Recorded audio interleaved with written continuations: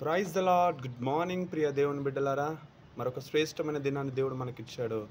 ఇచ్చిన దేవుడు గొప్పవాడు. ఆ గొప్ప దేవుడు మన జీవితంలో ఎన్నో మేలులు, ఎన్నో ఆశీర్వాదాలు మన జీవితంలో ఆయన చేస్తూ మనల్ని నడిపిస్తున్నాను అనుటలో ఎటువంటి సందేహం లేదు. కనుక ఈరోజు ప్రియ దేవుని బిడ్డలారా, దేవాది దేవుడు మనకిస్తున్న వాక్యపు వాగ్దానాలను ధ్యానించబడబోయే ముందు ఈరోజు మన జీవితంలో దేవుడు కొన్ని అద్భుత ఆశ్చర్య కార్యాలు మన జీవితంలో చేయాలి ఆయన ఆశపడుతున్నాడు.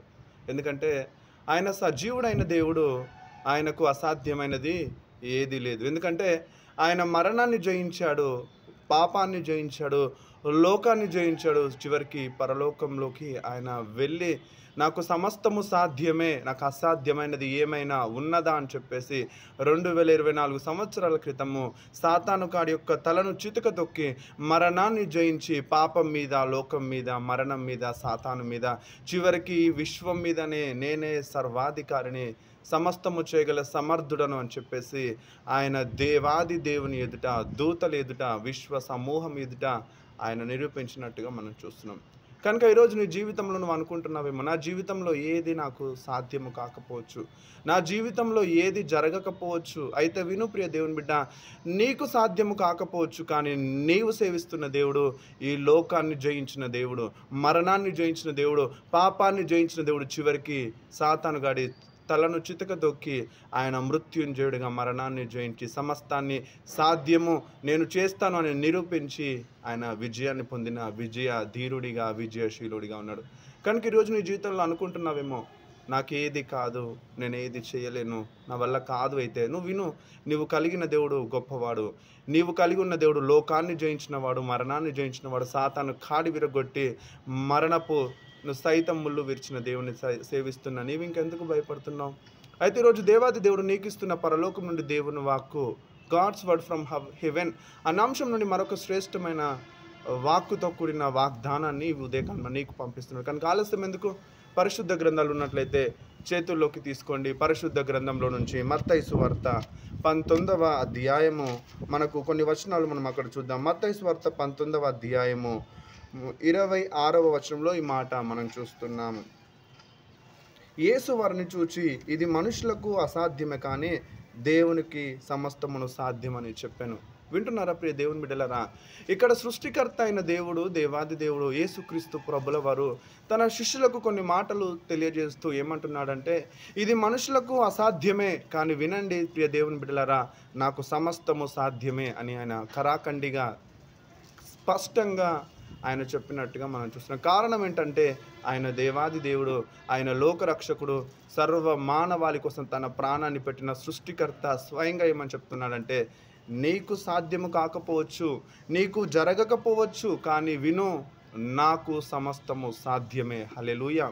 ఈరోజు నీవు అనుకుంటున్నావా, ఆర్థిక సమస్యలను నేను జయించలేకపోతున్నాను, అనారోగ్య సమస్యను నేను ఛేదించలేకపోతున్నాను, నేను అనుకున్న గోల్స్ని, నేను అనుకున్న అచీవ్మెంట్స్ నేను రీచ్ అవ్వలేకపోతున్నాను అంటే విను, అది నీ సొంత నిర్ణయం మీద ఆధారపడుతున్నావు, సొంత ఆలోచనల మీద ఆధారపడుతున్నావు, నీ స్వనీతి మీద, స్వబలం మీద, స్వశక్తి మీద ఆధారపడి నువ్వు ముందు అడుగు వేస్తున్నావు. అయితే విను ప్రియ దేవుని బిడ్డ, నీకు అసాధ్యం. ఎందుకంటే నీవు నరమాత్రుడవి, మనుషులకు సమస్తము సాధ్యము కాదండి. ఎవరైతే సృష్టిని సృష్టించారో, ఎవరైతే ఈ మనిషిని సృష్టించారో, ఎవరి ద్వారా ఈ సృష్టి యావత్తు నడిపించబడుతుందో, శాసించబడుతుందో, దేవుని మాటకు లోబడి ముందుకు సాగుతుందో, అయితే విను, ఆ దేవుని ద్వారా సమస్తము సాధ్యము. అది ఆర్థిక సమస్య, అనారోగ్య సమస్య, పాపంలో బందీగా ఉన్న సమస్య, ఒకవేళ నువ్వు ఏదైతే ఆశిస్తున్నావో అది జరగని సమస్య, బిడ్డల వివాహము, వ్యాపారంలో సక్సెస్ లేకపోవడము, ఎగ్జామ్స్లో విజయము సాధించకపోవడము, భయంకరమైన కట్ల ద్వారా బంధించబడడం, నీవు చూస్తుంటే నీకు అనిపిస్తుందేమో, ఇక నా వల్ల కాదు, ఇక నేను చేయలేను, అయితే నేను సాధించలేను అంటున్నట్లయితే విను, ఆ రోజు ఏ దేవుడైతే తన బిడ్డలకి చెప్పి, తన శిష్యులకు చెప్పి ఏమంటున్నారో, వినండి, మీకు అసాధ్యమే, మనుషులకు అసాధ్యమే, కానీ నాకు సమస్తము సాధ్యమని చెప్పి ఆ రోజు వాళ్ళని బలపరిచిన దేవుడు, ఆ రోజు వారిని విస్మయానికి గురి చేసి నాకు సమస్తము సాధ్యమని ఆదరణతో కూడిన మాటలు, సమాధానపరిచే మాటలు, ఇది సాధ్యమని నిరూపించిన దేవుడు, ఆ రోజు ఏ దేవుడైతే తన ప్రజలకు చెప్పాడో, హెబ్రీ పత్రికలో ఉంటుంది, నిన్న నేడు ఏకరీతిగా ఉన్న దేవుడు, యుగ యుగములు సజీవుడైన దేవుడు అంటున్నాడు. ఆయన ఎప్పుడు ఒకే రీతిగా ఉంటాడో, ఆ ఒక్క రీతిగా ఉన్న దేవుడు, మార్పు లేనివాడు, మారని దేవుడు ఈరోజు నీకు సమాధానం ఇస్తున్నాడు. బిడ్డ, నీకు సాధ్యం కాకపోవచ్చు. కుమారుడా, కుమార్తె, నీకు అసాధ్యంగా కనబడుతుందా? ఈ ముందు చూపును చూసి నువ్వు అనుకుంటున్నావు, ఇక నా భవిష్యత్తు ఆగిపోయింది, నా జీవితం ఇక ముందుకు వెళ్ళలేదు, ఇక నా జీవితంలో నేను అనుకున్నది సాధించలేను, ఇక నేను అనుకున్నది ఏది సాధించట్లేదు, నేను జవాబు పొందట్లేదు కనుక ఇక నేను ఎందుకు బ్రతికి ఇక నా యాత్రను ముగిస్తాను అని చెప్పేసి తప్పుడు నిర్ణయాల వైపు సాతానుగాడు నిన్ను నడిపిస్తున్నాడా? అయితే యేసు నామంలో నీ ఆలోచనను దేవుడు చెప్తున్నాడు, నీ ఆలోచన కాదు, నా ఆలోచన వైపు నువ్వు చూడు. అందుకనే యెషయా గ్రంథము 55:8-9 ఉంది. నీ ఆలోచనలు నా ఆలోచనలు కాదు, నీ తలంపులు నా తలంపులు కాదు అని దేవుడు వాగ్దానం చేస్తున్నాడు.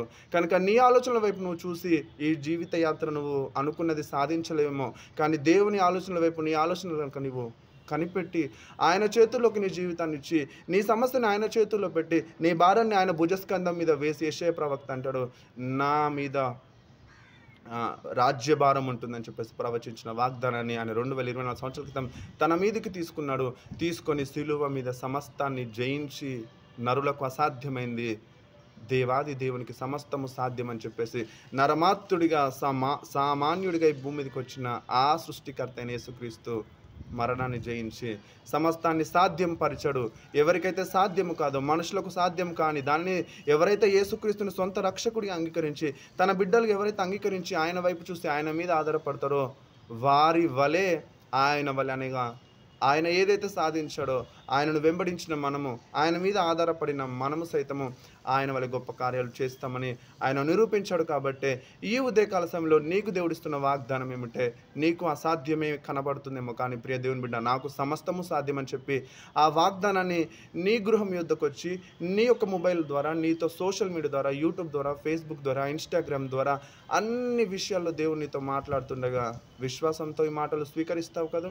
స్వీకరించడమే కాదు, ఆయన మీద ఆధారపడి ఆయన నీ జీవితంలో ఏదైతే చేయబోతున్నాడో దానివైపు మనస్సు పెట్టి, దృష్టి పెట్టి, అంతిమ గమ్యమైన పరలోక రాజ్యం వైపు హక్కుదారుడిగా ఉండడానికి నీవు ఇక నుంచి ముందుకే చూస్తావు కదా? వెనుకున్నవి మరిచి ముందున్న వాటి కోసమే ప్రయత్నిస్తే ప్రభు ఖచ్చితంగా నీ పట్ల కలిగి ఉన్న ప్రతి ఉద్దేశాన్ని నెరవేర్చడమే కదా ఆయన మాటిస్తున్నాడు, నాకు సమస్తము సాధ్యమే. కనుక నీ జీవితంలో ఏదైతే అసాధ్యంగా, ఏదైతే నీ జీవితంలో జరగదు అని నీవు అపోహగా సాతానుగాడు నిన్ను మాట్లాడుతూ ముందుకు నడిపిస్తున్నట్లయితే విను, దేవుడు నీకు ఇస్తున్న వాగ్దానము సమస్తము సాధ్యమే. మనుషులకు అసాధ్యమే, కానీ నాకు సమస్తమే సాధ్యమని వాగ్దానం చేస్తున్న దేవుని మాటలు ఈరోజు ఉదయకాల సమయాన్ని స్వీకరించి దేవుని మాటలు నడుస్తావు కదా? అటు దేవుని యొక్క మహాకృప, జీవం కలిగిన యేసుక్రీస్తు ప్రభుల వారు మనందరికీ అనుగ్రహించును గాక. ప్రార్థన. పరిశుద్ధుడా, జీవాధిపతి, నీకు వందనాలు. ఈ ఉదయకాల సమయంలో ఎంతమంది బిడ్డలైతే తమ జీవితంలో ఏదైతే అసాధ్యం అనుకుంటున్నారో, ఇది నా వల్ల కాదు అని చెప్పేసి భయపడుతూ, భీతికి గురవుతూ, వెనుకకు తండ్రి మళ్ళీ విశ్వాస జీవితంలో తొలగిపోయి, త్రొట్టిల్లిపోయి, నా వల్ల కాదు అని నీరుగారిన స్థితిలో ఈ మాటలు వింటున్నట్లయితే యేసు నామములో ఈ వాక్యము వారిని బలపరచును గాక. ఎంతమందితో విశ్వాసంతో ఎదురు చూస్తున్నారు, వారి హృదయాన్ని బలపరిచి, ధైర్యపరిచి, స్థిరపరిచి, మరలా నా దేవుడు నాకు చేస్తాడన్న ఒక విశ్వాస జీవితాన్ని వారికి అనుగ్రహించి, ముందున్న తండ్రి జీవితాలు గొప్పగా వారు ముందుకు సాగి నీ ద్వారా గొప్ప కార్యాలు, మహత్కార్యాలు, సూచక్రియలు తండ్రి నీ ద్వారా విశ్వాసం ద్వారా పొందుకునే కృప దయచేయమని ఈరోజు బర్త్డేస్, వెడ్డింగ్, యానివర్సరీ చేసుకుంటున్న ప్రతి ఒక్కరిని దీవించండి. నూతనమైన ఆశీర్వాదాలు, నూతనమైన దీవెనలు వారి మీద కుమ్మరించి మీరే మహిమ పొందమని.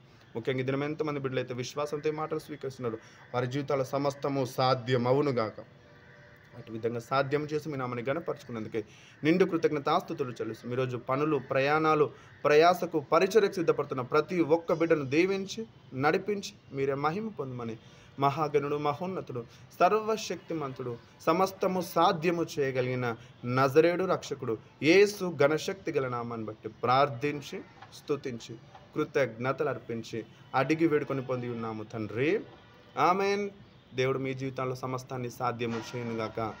అటు కృప దేవుని ఈ వాక్యం ద్వారా ప్రతిదినము దేవుని వాక్కు పరలోకం నుండి, గాడ్స్ వర్డ్ ఫ్రమ్ హెవెన్ అనే అంశం ద్వారా ప్రతిరోజు ఉదయకాల సమయంన ప్రవీణ్ వేల్పుల అఫీషియల్ అనే యూట్యూబ్ ద్వారా దేవుడు మీతో మాట్లాడుతున్నాను. దయచేసి చూడడం మాత్రమే కాదండి, దాన్ని ఆత్మీయ జీవితాలకు అన్వయించుకోండి. మీ జీవితాల్లో దేవుడు చేయబోయే అద్భుత అసాధ్యాలను సాధ్యపరచుకోవడానికి ఈ యొక్క యూట్యూబ్ ద్వారా, ప్రవీణ్ వేల్పుల అఫీషియల్ ద్వారా మిమ్మల్ని మీరు ఖచ్చితంగా దేవునిలో ఆత్మీయంగా బలపరచాలన్న ఉద్దేశంతోనే ఈ యొక్క న్యూ సిరీస్ని, పరలోకం నుంచి దేవుని వాక్కు, గాడ్స్ వర్డ్ ఫ్రమ్ హెవెన్ అన్న సిరీస్ని ప్రారంభించాము. కనుక దయచేసి ప్రతి ఒక్కరూ ఈ యొక్క షార్ట్ సెర్మన్స్ని కావచ్చు, షార్ట్ మెసేజెస్ని కావచ్చు, ఈ యొక్క వీడియోస్ని చూడండి, లైక్ చేయండి, కామెంట్ చేయండి, సబ్స్క్రైబ్ చేయండి, అనేకులకు పరిచయం చేయండి. అంతేకాకుండా good news for all ministries ద్వారా జరుగుతున్న ప్రతి ఒక్క పరిచయం దేవుడు దీవించి ఆశీర్వదించి ముందుకు నడిపించాలని మనస్ఫూర్తిగా కోరుతూ have a blessed day. Good morning, shalom, praise Lord. దేవుడు మిమ్మల్ని బహుగా దీవించును గాక.